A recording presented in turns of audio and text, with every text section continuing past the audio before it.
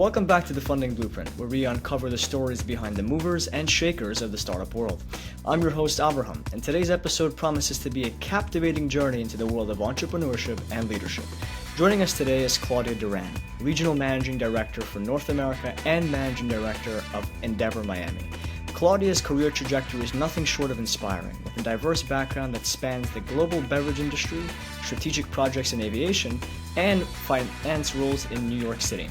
Born into a family of entrepreneurs, Claudia's journey has been shaped by a deep-seated drive for business excellence and impact. From her tenure at Ashoka in Brazil to steering financial improvements in her family's business, Claudia's leadership acumen and understanding of the entrepreneurial spirit has made her a force to be reckoned with. With academic credentials from Penn State University and IE in Madrid, Claudia brings a wealth of knowledge and a global perspective to her role at Endeavor Miami. Fluent in multiple languages including Spanish, English, Italian, and Portuguese, she embodies the interconnectedness of today's business landscape. Today we're diving deep into Claudia's journey, her insights into entrepreneurship, and the transformative work being done at Endeavor Miami. Without further ado, let's welcome Claudia Duran to the show. Hi, Abraham. Thank you for having me today. Of course, it's our pleasure. So let's jump right in.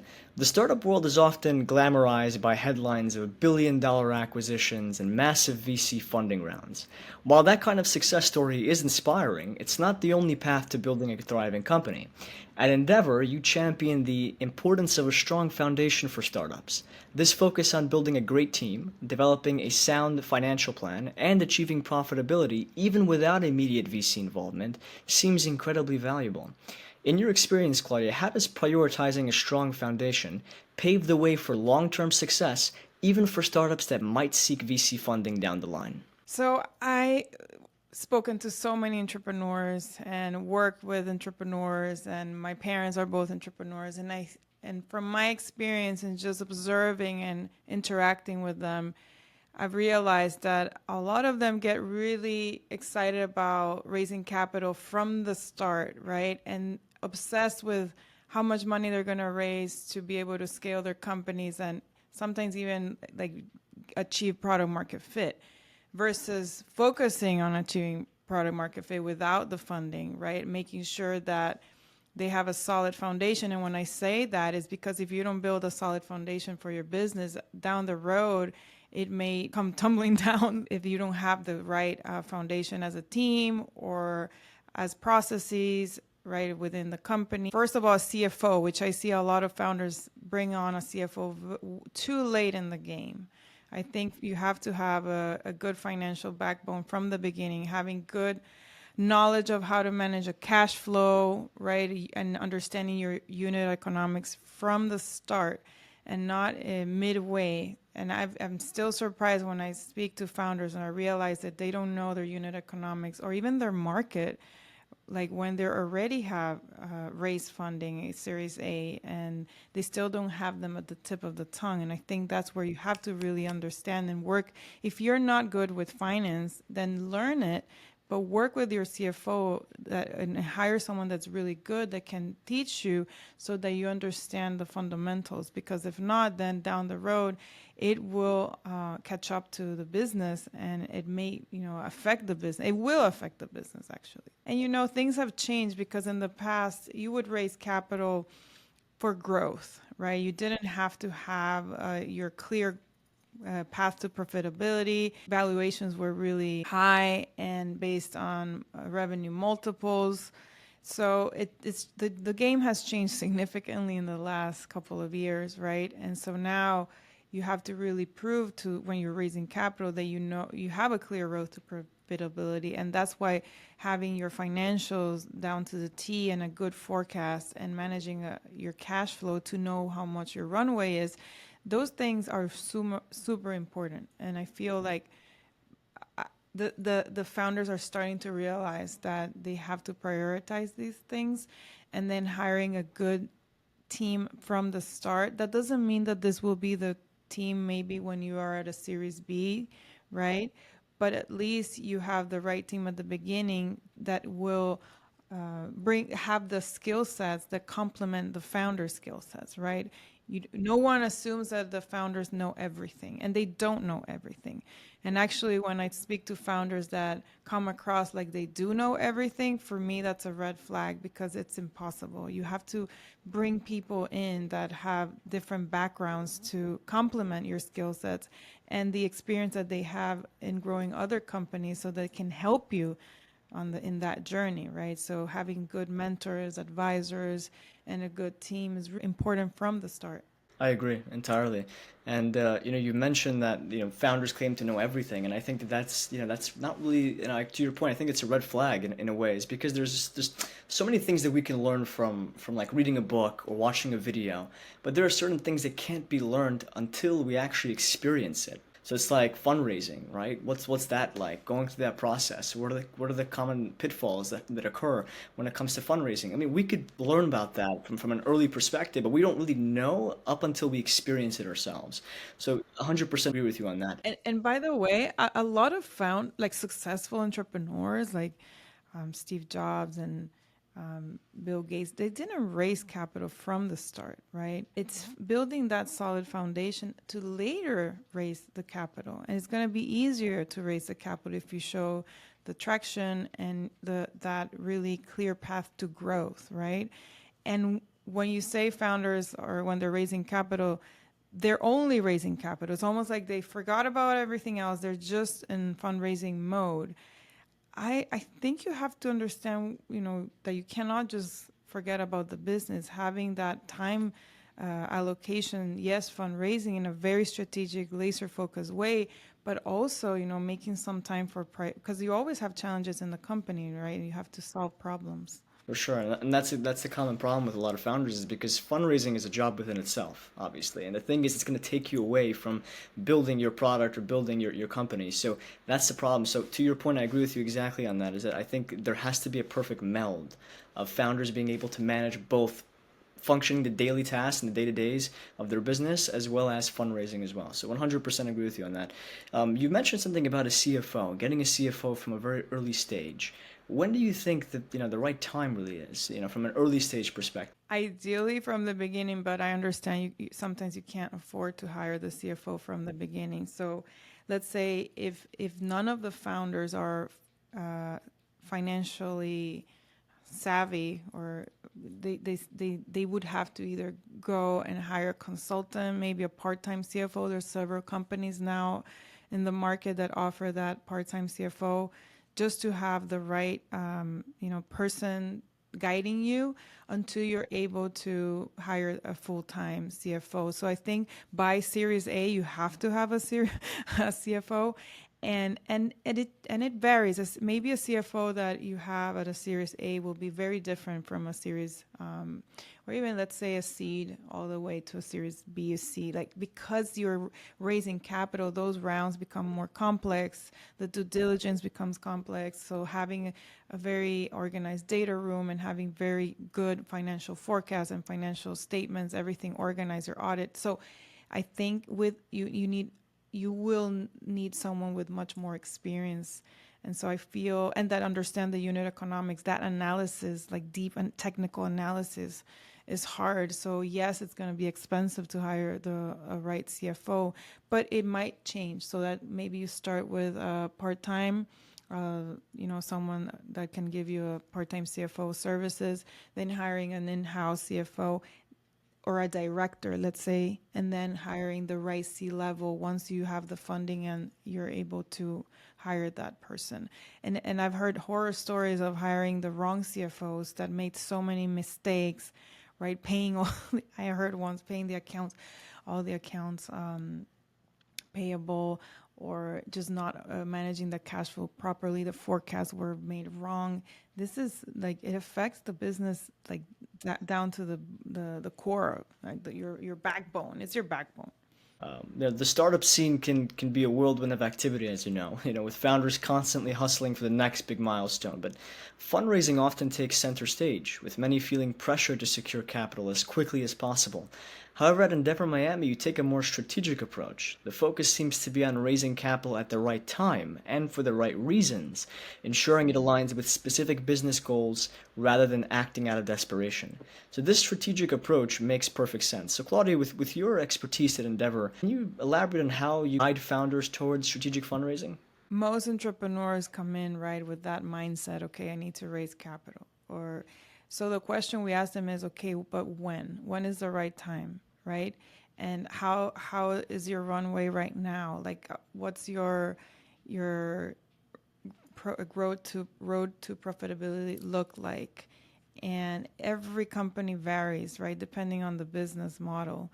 But for example, when I remember back in the day, bootstrap companies were not seen as sexy or attractive. And now everybody's like, wow, you guys did it well, because from the beginning they didn't need to raise capital, right? And they were able to scale. So that doesn't mean that they don't need to raise to maybe take it to the next level, but at least they have more leverage to negotiate better terms with funds.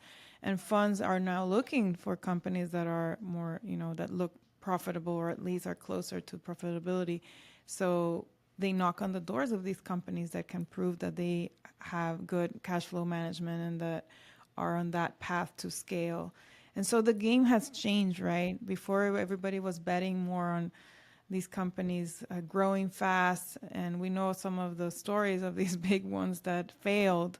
And so I feel like now when we tell founders, okay, why do you need to raise? How much? Do you know how much?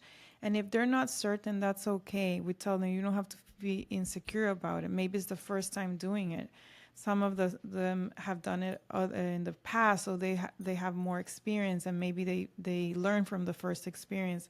But for those who are first time founders, it's really important to ask those questions, because if they make the wrong decisions, then as you know, getting the wrong partner in your cap table, that is a marriage, and it's hard to get them out, right? And then the terms have to be favorable as possible for the founder, because we know there's funds that don't do that, and so the founder gets diluted really fast and then loses control of the business, and then they're working to grow the company, but they have very few equity.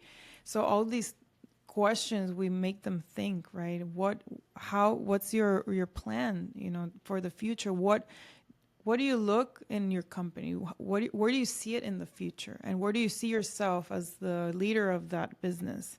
So we want to make sure that you are able to make the right decisions and bring in the right partner and the right fund that can help you strategically grow your company.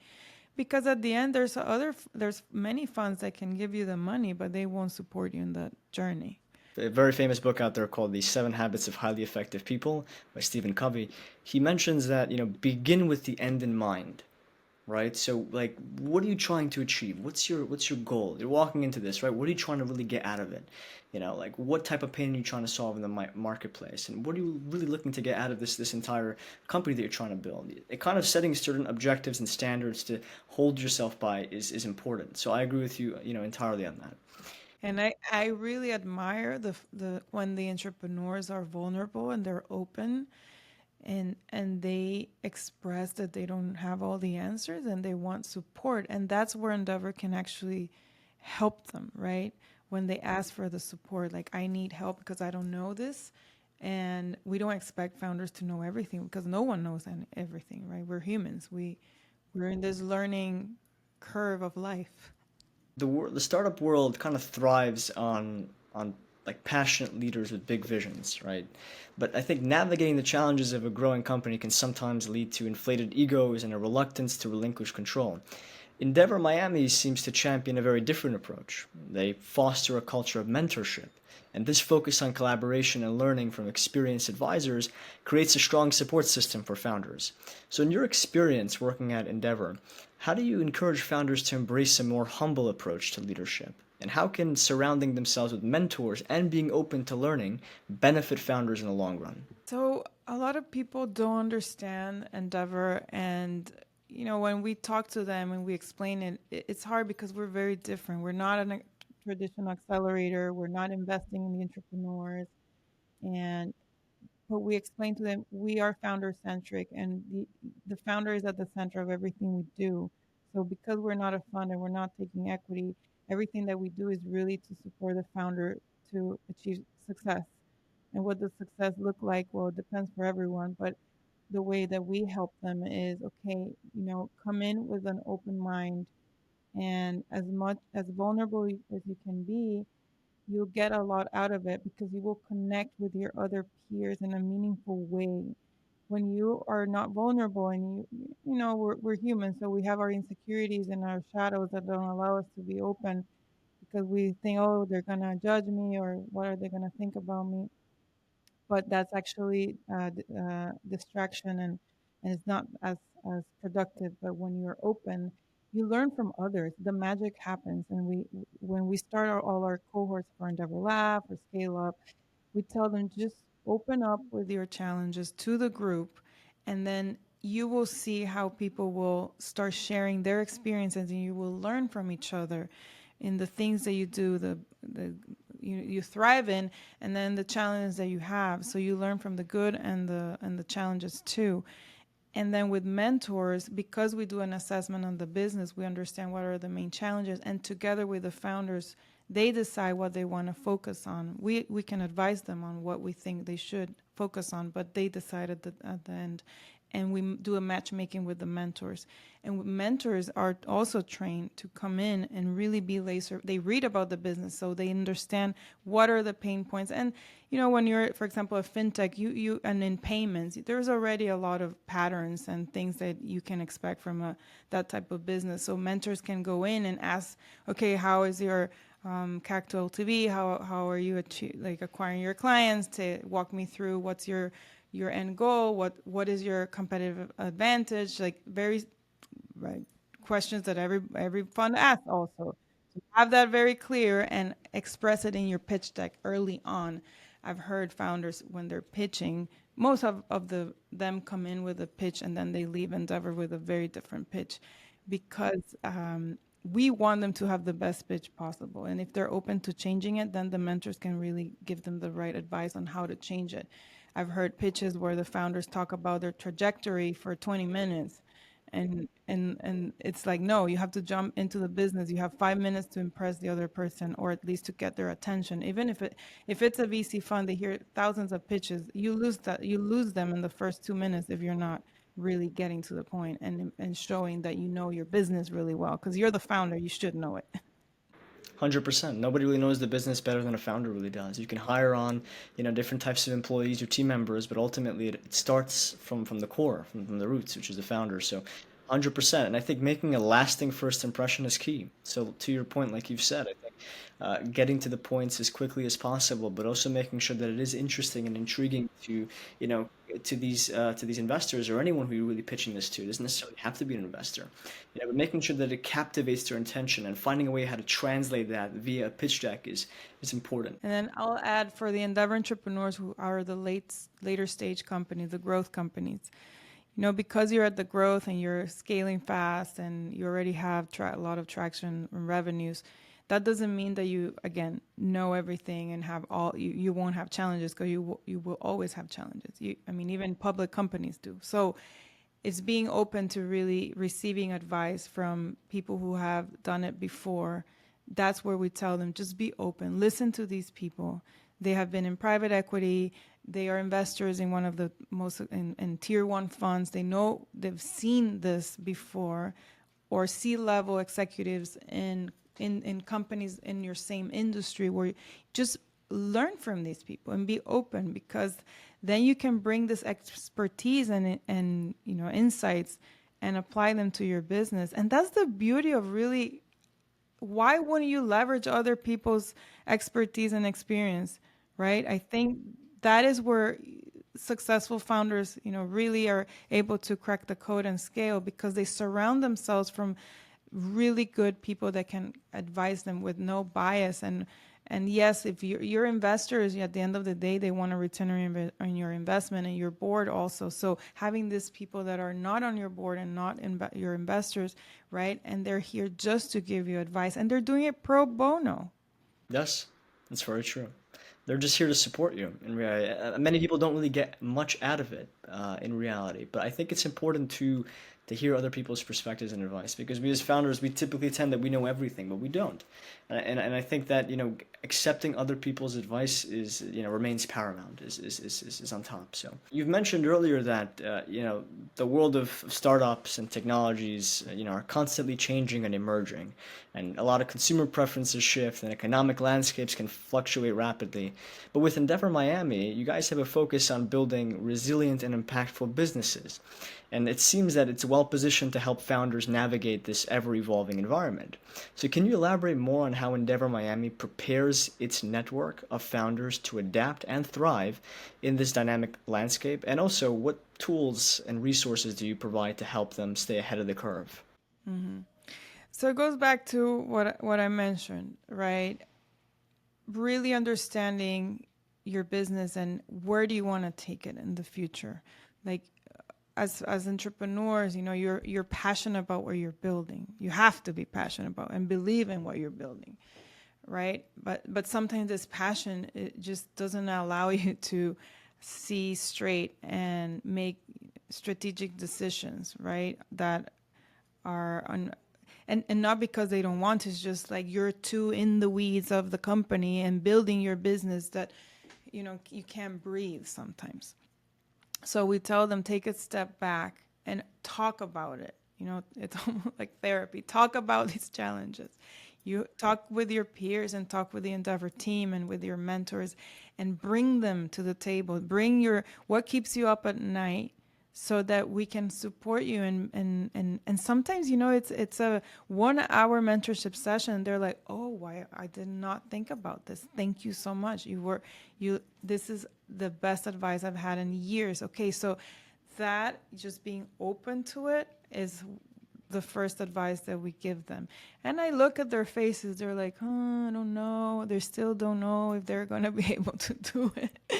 But because there's different personalities, right? And different backgrounds. Some people have, really everybody hustles, but there's stories behind every single business of how they became founders.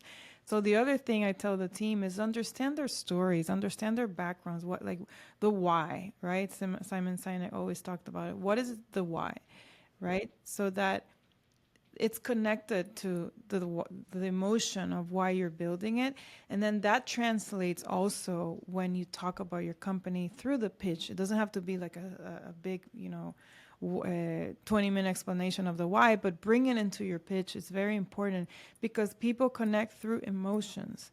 And if you are too technical and you explain, like they loved becoming technical, you lose them, right?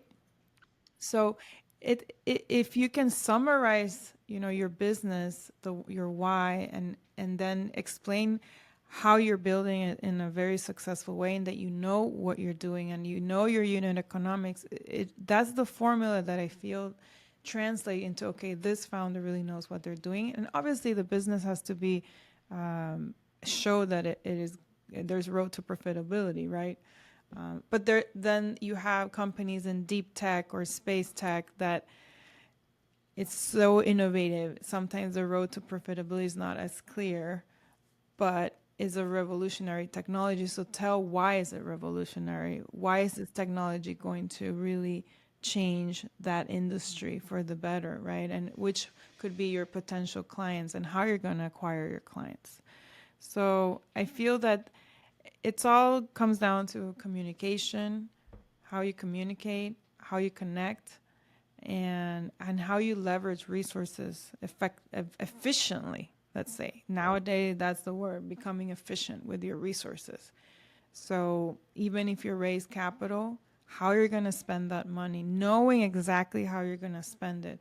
Before it was, okay, a lot of founders overspent it, right? And then what's happening now, they have to downsize their headcount significantly, right? Because that's the fastest way to cost cutting. But then what we tell them now is think how you're going to spend this money wisely, and do a very good forecast on how you're going to do that cash flow, how you're going to manage that cash, so you know your runway, and then you can obviously make the decisions, strategic decisions, in a more savvy way with all the information at hand. Yes, and a simple thing like you've said, to not being able to be efficient, not to structure things the right way, could lead to a downfall. Like all these layoffs that are happening, I'm sure a lot of it has to do with a lot of people not being organized with their finances, with the money that they possess. So it is 100% true, and I'm sure that Endeavor definitely tackles that objective, is kind of making sure that founders can become efficient machines in a way, and struggling not just from a fundraising aspect, but from anything that they do, from a product perspective, from a marketing perspective. And organize with their time. The amount of time that the times that the team and I have heard, oh, we don't have time. We don't have time for Endeavor. Oh, we don't have time for mentorship. But we don't have. I'm like, okay, well, that's a red flag if you don't have time, because actually, if you don't have time for people that are here to help you get more time back, it's like, really, by becoming more efficient, and you will gain more time back. 100%. And it's interesting is because like if you don't have time to invest into like, someone that wants to invest into you, not just from a financial aspect, but from a resources aspect, why are you doing this all along? In reality, why are you embarking on this journey? A very difficult journey for founders, because it's not like a guaranteed path to success, like going to school or like generating, like getting a law degree or getting like a medical or dental degree. You're actually risking it all in reality. So it's just like not being able to invest enough time into the resources that are granted to you is a shame, and it is unfortunate. But I agree with you on that. To your point, when we talked about particularly challenges, I want to really shift that focus now on underrepresented founders. I think that's a big one. So, the startup world can be an uneven playing field, and underrepresented founders can, often face additional hurdles in securing funding and building their ventures. Endeavor, with its mission of supporting high impact entrepreneurs, is likely well positioned to address these challenges. So, what advice do you have for underrepresented founders who may face these additional obstacles? And how does Endeavor and other organizations like it help level the playing field and create a more inclusive startup ecosystem? Yes, and this is a sad reality actually, that underrepresented founders get so little capital, right? If you look at the statistics, it's like 1% for Black founders, and also like 2% for Latinos, and another 1% for female founders. And so it's just, the numbers are just shocking. So when we that's why we built Endeavor Lab, to really support underrepresented founders, and they get a scholarship to participate in this 2-month program. We have a partnership with JP Morgan for the next 2 years, this year and next one, to fund that program. And we built the curriculum specifically to help them understand, okay, navigating how fundraising, how to prepare for that. Most of them are still in the earlier stages. When we bring them in, they haven't raised capital, or they maybe have some angel or pre-seed. So how do you prepare for the next rounds, and if you need capital or not? So questions about, okay, have you achieved product market fit, and do you understand the market well to understand the potential to scale, and how you're going to position your product or service, and how you're going to capture the market, right? So you're competitive. So sometimes it's going back to the basics, but this, basic fundamentals are key to building that strong foundation. So we're focused on that.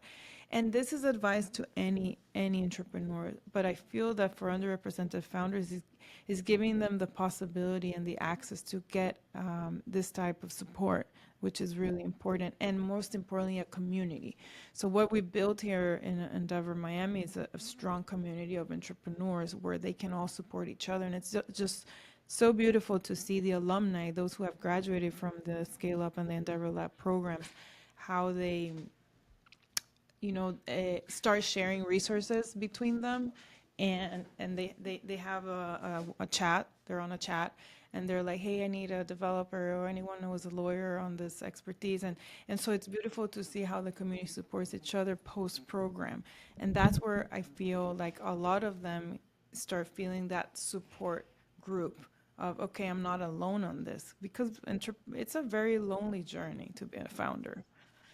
And if you feel and you know that there is a community of other minded founders that are doing the same, you feel okay, I'm not that crazy, number one, and I'm not drowning by myself here. You can reach out. And hopefully we see more underrepresented founder getting, funding and scaling their company successfully.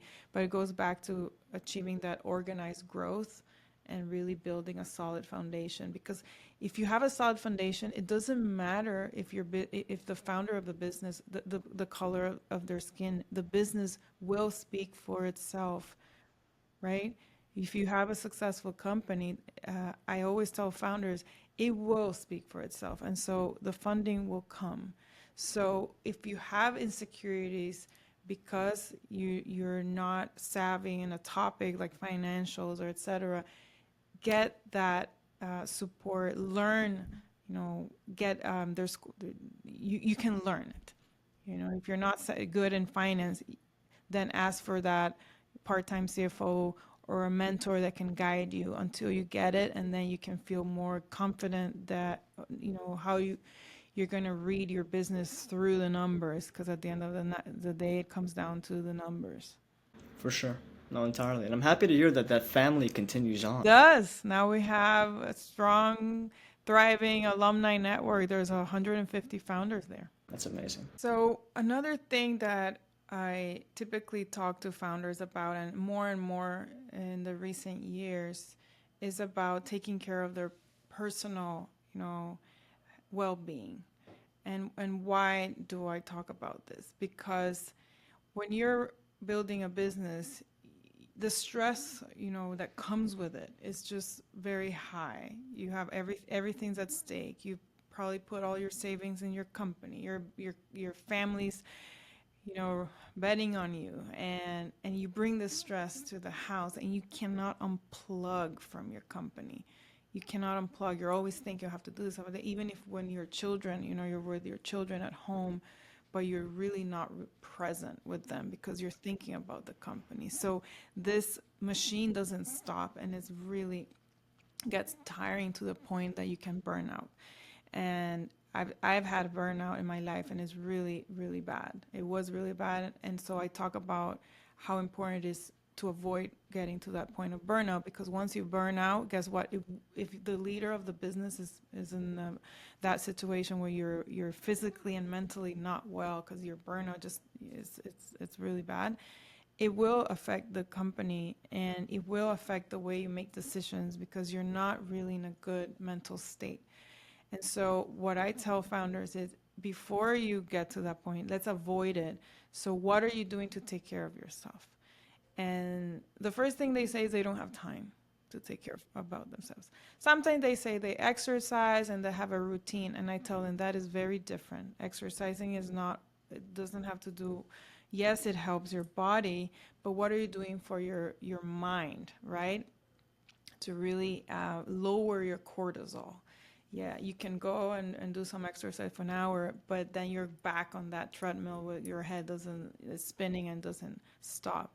So are you breathing properly? There's so many tools out there nowadays. You can breathe, you can meditate. There's so much content online you can access, right?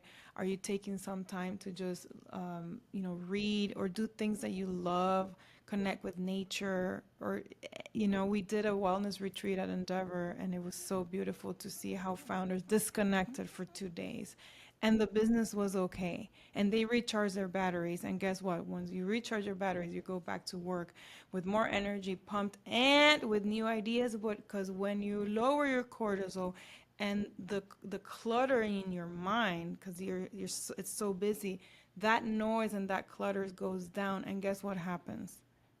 More creativity. You have more ideas and more insights because there's space. Thank you so much, really, for all the support that you do here for Miami. Miami is a growing ecosystem, as you know. Like 5-10 years ago, it's not what it used to be compared to what it is now. So it's very happy to see that the startup ecosystem and the venture capital ecosystem is also thriving and growing. So that's great. And that really concludes another episode of the Funding Blueprint. A heartfelt thank you to our guest, Claudia Duran, for sharing her invaluable insights and wisdom with us today. We hope you found today's discussion on entrepreneurship, leadership, and building successful startups both enlightening and inspiring. If you enjoyed this episode, be sure to subscribe to our podcast for more thought-provoking conversations with industry leaders like Claudia. For listeners interested in learning more about Claudia and Endeavor Miami, we'll have their links to their website and social media in the show notes below. Thank you for tuning in, and until next time.